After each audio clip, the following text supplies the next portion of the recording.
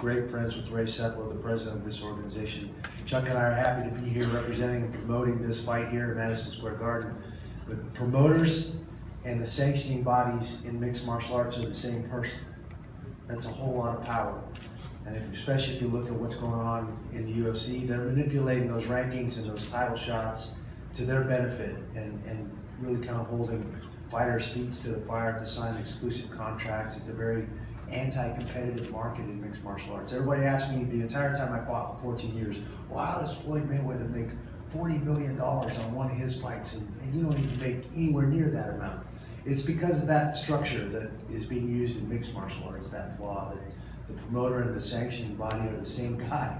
That's a lot of power, and I think getting the All Act amended will provide mixed martial arts the protection under federal legislation and separate that power. So then it's a transparent market where we can get promoters like World Series or Bellator or the UFC to then bid to make those top fights happen, those title fights, and then the highest payer is going to get to put on that fight.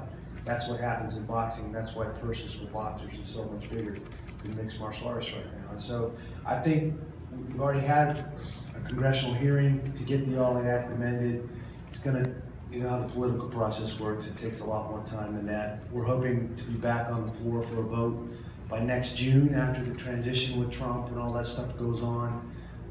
And so I'm hoping that next year sometime we'll get it amended, and I think that changes the landscape for all of us.